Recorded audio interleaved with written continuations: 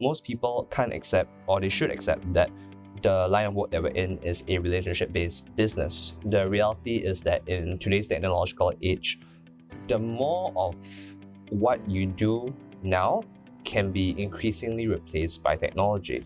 So for example, if you want to be able to break down funds and investments in a very, very systematic manner, nowadays you have the rise of robo-advisors that can break down efficient investment instruments. Insurance can be purchased increasingly online in larger and larger quantums by a wider and wider range of companies, and the range of insurance, which means what types you can purchase, are also more and more readily available as a DIY purchase.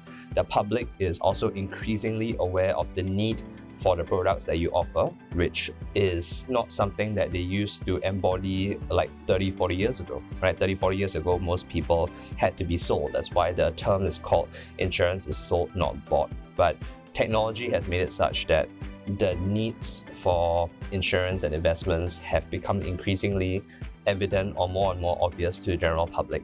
And what is the downside of this? The obvious downside is that firstly, you're going to see a lot of technological competition, which means that if you're heavily reliant on just base knowledge and the idea that you are offering a product, the reality is that it's the insurance company that's offering a product, not you, right? And so if the insurance company doesn't need people to distribute its product anymore, at least if you can't distribute the product more efficiently than a website can, then what's going to happen is that you're going to be replaced, or you're going to find that your commissions are going to dwindle down to nothing, following which you'll probably lose a job, right? And this is something that we do get to see in today's current climate. We have less financial advisors today than we did in, for example, the last 2-3 years, which is quite unprecedented. More often than not, the idea behind a sector or a growing sector is that there should be more employees or more business people in that sector, but unfortunately, you'll find that that is not the case. But yeah, so we need to accept that basically our line of work is a relationship-based business. It's not a business that it's just simply on a very transactional tech-based business where, for example, we do purchase things like clothes and other discretionary items online, but it's not practical to insist that this method is useful for insurance. And so if you insist on being a discretionary type like these websites, you're going to find that you are replaceable and then you won't have a job. The reason why I'm telling you this is because the idea of which you can hope to sell to a mass cold market and not be offering your services and products to your family is quite unrealistic. Yeah, it is not something that you should endeavor to achieve, especially if you want to be successful at this business.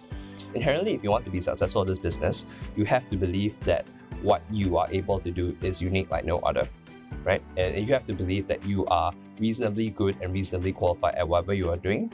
You have to believe that no one else can do it better than you, or no one has more vested interest than you.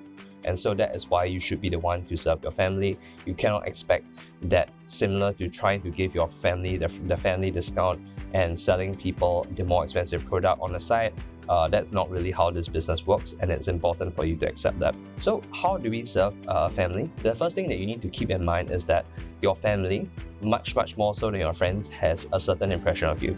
So let's start with your direct family. And so you have to understand that your direct family, the core of your warm market, is usually they have a much more complex impression of you than any of your friends, because most of them grew up with you. They have to see and recognize that you're competent. Family will buy from you normally if you start off, or even if you're established in this market for a while, they'll buy from you for 2 reasons. Reason number 1 is that they're interested in supporting your career, right? Which means that they are going to buy certain products from you up to a certain limit of perhaps whatever they think they can afford in order for you to do progressively better your career.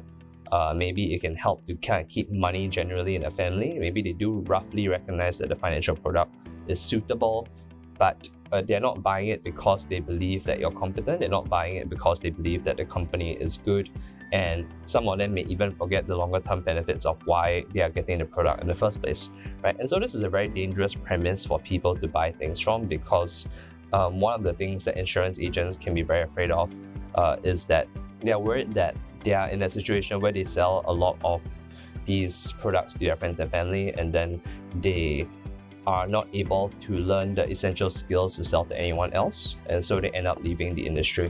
Yeah, so that's not so good. Yeah, so in order to overcome this, you need your family to buy from the other reason. So the other reason is basically from a point of competence, right? Which means that your family has to understand that firstly, you are taking this business very seriously, and that secondly, you're looking to continuously improve, and that you have incentive to look after them. Most family members who understand this inherently, which means they are more pragmatic, perhaps they have friends which should rather buy from compared to you who is a direct family member, you have to get them to understand, or at least hopefully, depending on your relationship, you should let them see that you have more vested interests and more knowledge than anyone else to be supporting their investments or insurance or any other related financial need, right? And so what I say this is because for the most part, we do have a lot more, on average, I would say, you have a lot more experience, knowledge, and time with your family compared to your friends normally, yeah, especially as adults. So even if as children or teenagers you spend more time with your family, even as adults, if your siblings have friends and your siblings are married and have kids or whatever, there's still a very decent chance that you generally spend more time with them and you have more information about them as a whole, right? So there's Chinese New Year, you see them more often during public holidays and other such events, right? And so the vested interest in relation to being a servicing consultant is much more on your end, which means that if something happens to your family, you will be the first to know about it compared to some of your family's friends. If something happens, you'll be first to know about it. If when it comes to the incentive of who is going to look like what, who is going to put them first is probably going to be you. So for example, let's say if you're doing the insurance for your niece compared to like maybe your sister's friend, for example, right? The likelihood of them dropping everything in the event that something happens to your niece to go and service that insurance versus the likelihood of you dropping everything in order to go and do that is not as high. So basically, it's much more likely that you would have a lot more incentive and personal dedication towards dropping everything in order to ensure that your family unit is protected, right? And so that's why you have a very, very competitive advantage. But it's not just about the competitive advantage as much as it is for your family to realize that that's a very pragmatic decision for them to make. And so if your family recognizes this particular area of incentive, then your competence is something that can be built up over time, which means that if, let's say, you're new at this industry, you have a lot more time to help your family. If you're experienced in this industry, you're a lot more competent, you see. And so either way, you are in the best both professional and social position to offer the maximum value to your family, and you have to see this, right? So why am I saying this? When I say why you have to see this is because it's usually relatively apparent to family members. If I say this one or two lines, it becomes very obvious. Sometimes they may miss it. It's not intentional, it's not malicious. Sometimes they miss it, but they could realize it very intentionally, right? Most of the problems that I find is within the financial advisor themselves, which means that as a financial advisor, they are the ones who don't think about it on this kind of level. They just inherently don't have the confidence to be approaching their own family, which doesn't make sense because you should be doing that. The easiest way to build up a track record is with your own family. The easiest way to be servicing people who need you the most is within your own family. It does not make sense to try to go and sell cameras to other people first, or to never sell cameras to your own family. It doesn't make sense.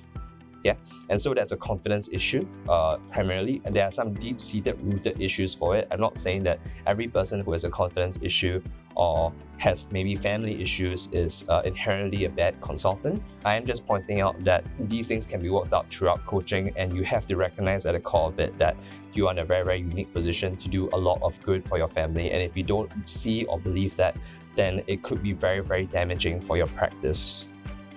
Most parents, while they may find it a little awkward, or most siblings also, to be discussing very clear financial matters with you, they would be much more likely to talk to you about these matters compared to someone else who is from the outside, which means that you can ask a very clear and direct question and they can understand why you're asking that clear and direct question compared to if you were to try to do this with a stranger outside. And so that's very, very clear advantages to serving direct family.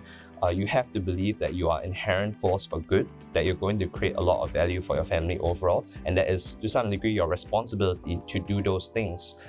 Since you are a consultant and you're looking to be both professional and competent, it will also help you in relation to building up a better track record later.